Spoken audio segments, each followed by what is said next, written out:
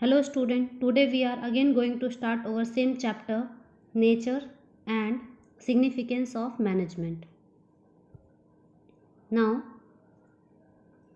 what is the today's topic? Nature of management.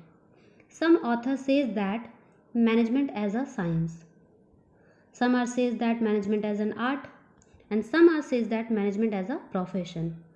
Now, one by one, we will discuss and find out that management is a science or art or a profession. First of all, management as a science. Science can be defined as a systematic and organized body of knowledge based on logically observed finding facts and events. It means anything that can be based on the experiments or body of knowledge or logically observation, that is called science. Main characteristics of science are: first one, systematic body of knowledge. Science is a systematic body of knowledge because many study materials are available for understanding the science. Just like science, management is also a science because many study materials are also understand or describe the meaning of management. So with the help of these characteristics, we find that systematic body of knowledge is available in both in science as well as in management. Second one, principles are based on experimentation. Scientific principles are based on experiments, but management principles are based on human behavior. Human behavior sometimes experimented or sometimes cannot be experimented. For example, sometimes we understand what the person wants, but sometimes we cannot predict what the person wants. That means that feature is not exactly science, but an inexactly science means partially this feature is available in the management. Next one, universal validity. Scientific principles have universal validity. It means scientific principles are same at all the situation or for all the person. For example, if something falls on the earth, that is called rule of gravity for everyone. But in management, the universal validity is not available. We understand something different from same principle, or anyone can understand different from the same principle. So that is not universal valid. That is differ from person to person. It means this feature is not exist in the management. In conclusion, we find that all the features of science are not exist in the management also. First feature is fully exist, second feature is partially exist, and the third feature is not exist. It means the result is 50-50. So we can say that management is not an exact science, but it is an inexact science. Second one, management as an art. Art can be defined as systematic body of knowledge which requires skill, creativity and practice to get perfection. For example, a painter require a degree of painting, their personal creativity, their skills, and after doing lots of practice, that painter become perfect. Feature of arts are systematic body of knowledge. Systematic body of knowledge is one of the most important feature of art. It means many study material are available to understand the art. Many study materials are also available for understanding the management. For example, musician is an art course. For understanding the music, many books are available in which ragas are mentioned, that is sa re ga ma pa.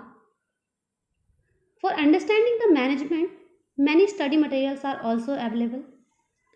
So this feature is also available in the management. Second one is personalized application. All the musicians learn same ragas, that is sa re ga ma pa, but they applying in different ways. Their manner is different. Just like art, management is also have same principle for everyone, but that principle can be understand by differ to the different person. It means personalized application is also available in both the cases, in arts as well as in management, based on practice and creativity. Practice and creativity, this feature is also available in both the cases, in management as well as art. Anyone who makes practice will be become best. If any singer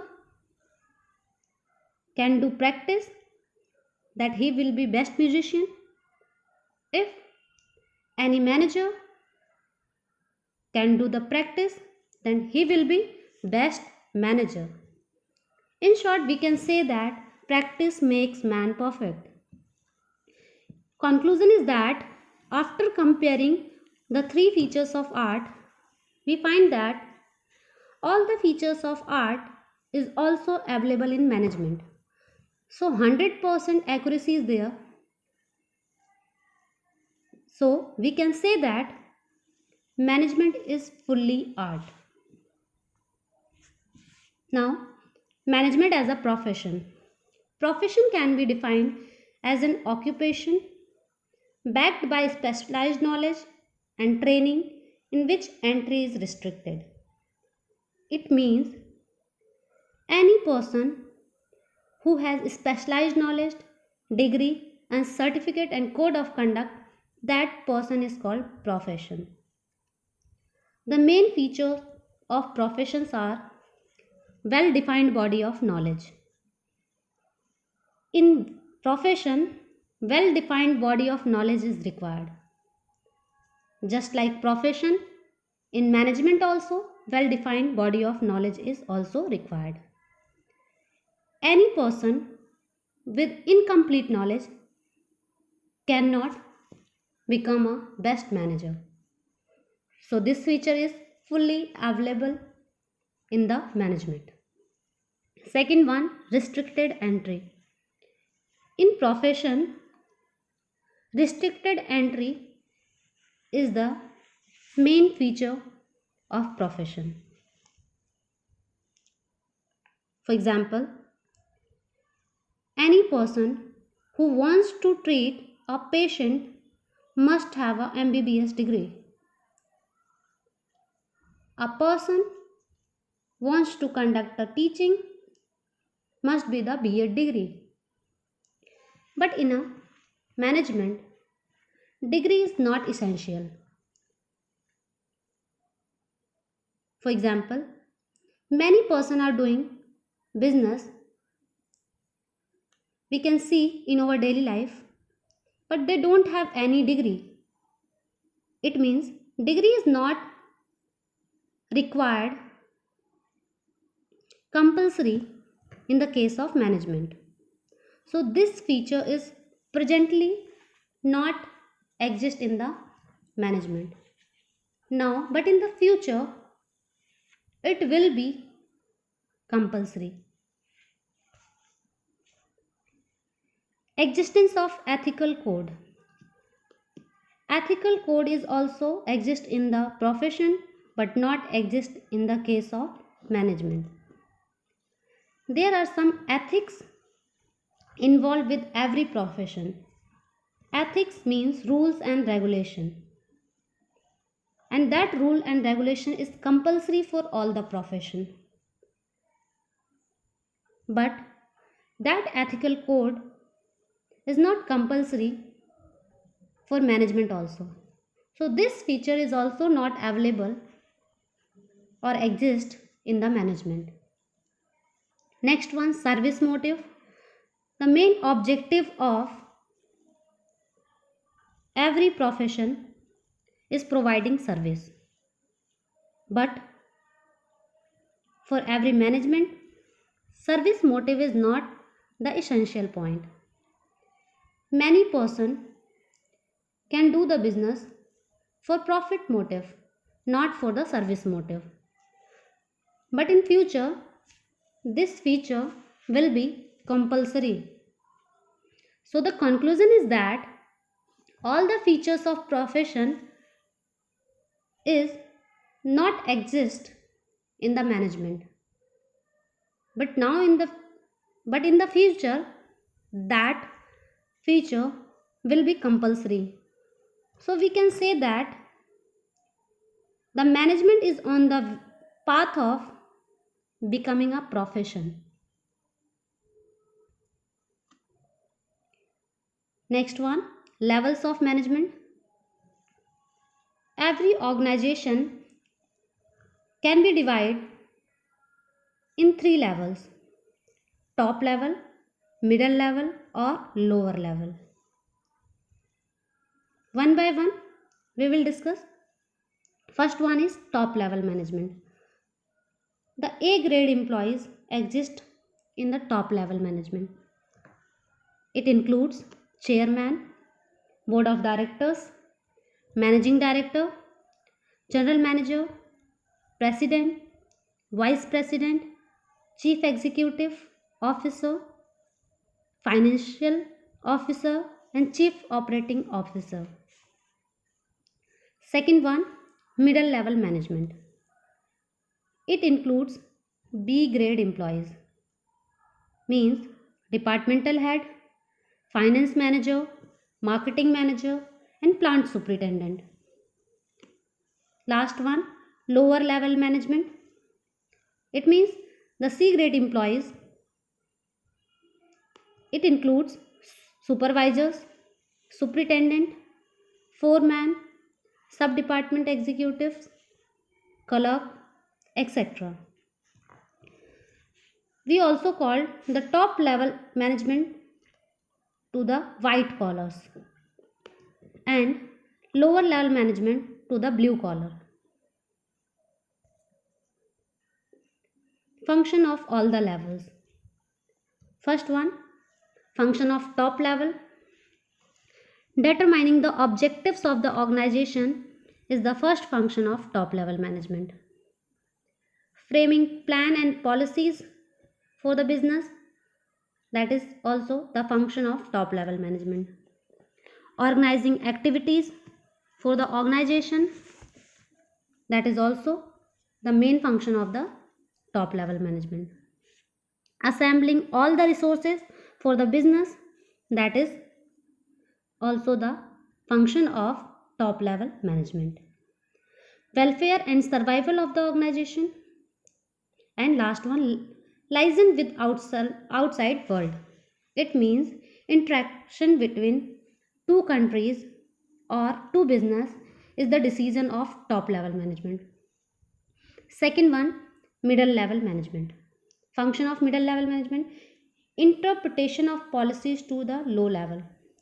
That policy makes by the top level, that policy interpreted to the lower level is the work of middle level. Organizing activities of department, that is a main work of middle level management.